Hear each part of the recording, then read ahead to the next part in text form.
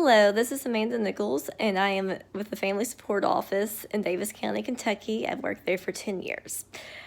And we are seeing a large increase of turnover.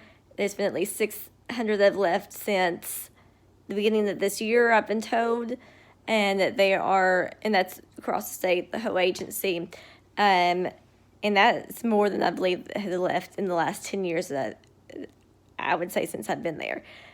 And my supervisors have told me it's hard just to find someone that's qualified and can actually or someone that's qualified and wants to do the job, because they are having trouble just finding people who want to take this position. I've heard our hiring process is about 3 to 5 months. And so when they're interviewing all these individuals, a lot of them have found other jobs within within 3 to 5 months, and so therefore they can't hire them as they're already working somewhere else. And like I said, there's burnout is another huge issue with our agency.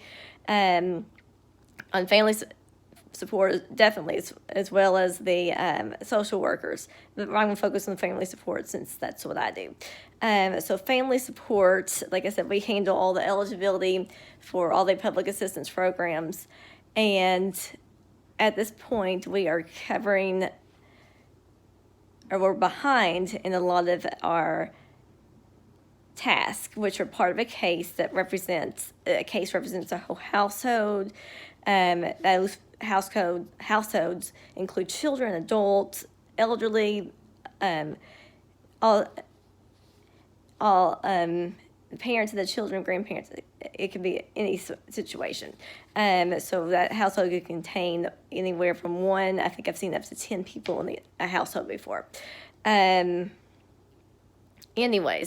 so with that, if those cases aren't being done, people are going without their services or without medical assistance, without food potentially. And so as of yesterday, I believe we heard that there was, or at least beginning of this week, and this is November 18th, 2021 is when I'm recording this. Anyways, they had tasks as of the beginning of this week still left over from October, if that represents how behind we are with our task. And why we're so behind with these tasks is because they require at least 53 people to be on call services from our region. So that takes at least half of every county to meet that quota. And the calls are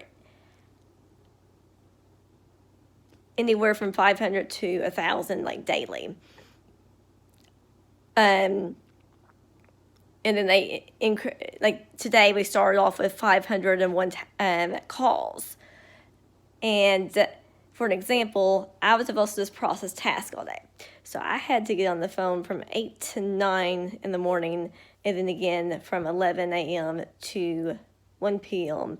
to cover the calls. So that took 3 hours away from the time I had to just process tasks, which of course I got some tasks done during the other 4.5 hours of the workday. But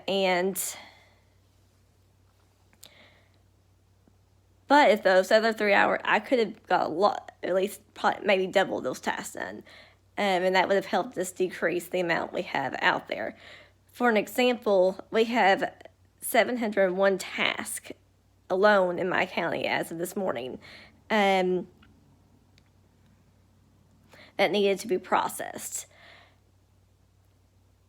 And we had at least 5 on the call, taking calls, and we had 1 or 2 people on the front desk, and then we had approximately 6 of us doing support services processing tasks.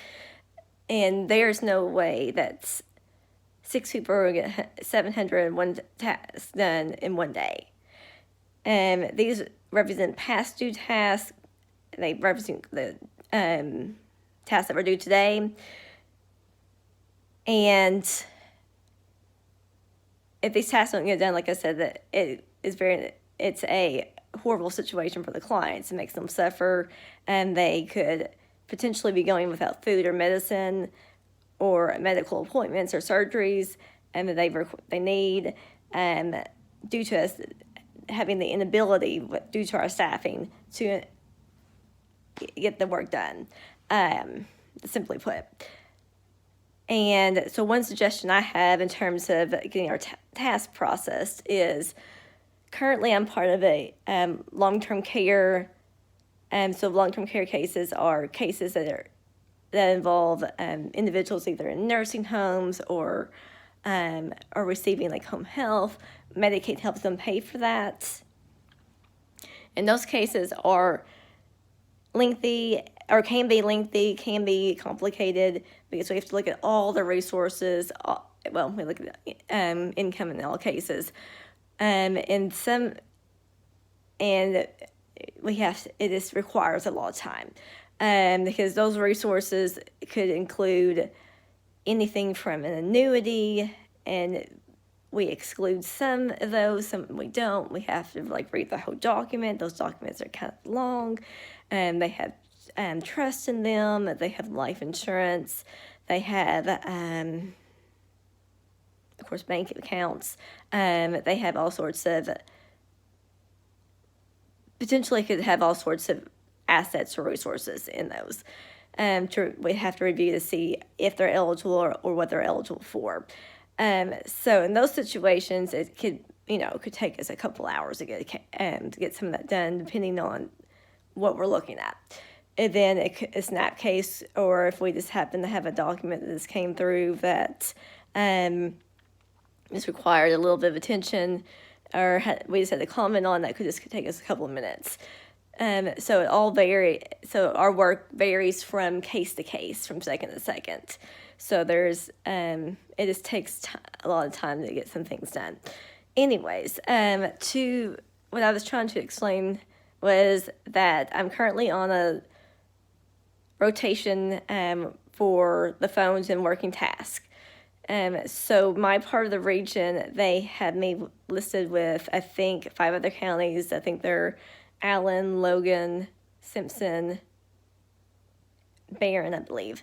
And with that, we are, so as of I think the beginning of this month, so about 3 weeks ago, we have started processing tasks, or I've been part of a team that's processing tasks for all those counties. And it seems to be going well. We've got ourselves caught up to today, and we've got all those done up until through today. And then tomorrow we'll pick up tomorrow. And it seems to be going pretty well. So and they also are doing the same setup. I'm not exactly sure how well it's going, because I don't do KTAP, but that is another program we do, and they are having the same setup for that as well. So my suggestion would be to do the same setup or the same rotation situation for both the regular medical and the SNAP, and to see if it's something that is able for us to get our tasks done that way. And like I was saying earlier, hiring and retention has been a huge issue here lately. One of those problems is that our wages are not comparable to the other for this type of work. Like starting out, someone in our position would probably make about $24,000 a year gross income, and then that is probably close to what you could make through working fast food or retail. But anyways, based on, because a lot of those places have increased their minimum wage for their companies to obtain workers as well. They're in a similar situation. So therefore, we have, a few of us have researched the other agents or other states that for the physicians that do public assistance eligibility, and we have found out that it seems to range between about, their starting wages seem to range between about 28 to 30,000 starting out. And then in order to keep the seasoned staff, I think you would at least have to do cost of living adjustments, because most of us are not making 30,000, even as seasoned staff. But, or at least, cost of living adjustments, like Social Security even does that for like 1 to 5% a year, I believe. And I know myself alone, I'm this one person in a one-person household, and I am struggling just to pay some of my, keep up with groceries and stuff with our pay, or my net pay. So that is, and I know that there's many people that have families in our jobs, and they're struggling probably way more than I am, and depending on if they have other income coming in, and at one point I was working, side jobs to keep up with the bills. When I first started this job, or at least I know I had done side jobs, at least 4 to 5 seasonal jobs throughout the 10 years I've been with the state. And I know that there are some people that do the Grubhub and stuff like that on the side, and that just adds to the stress of this job, I'm sure, if they have to do a second job just to keep up with their bills or keep food on the table and such.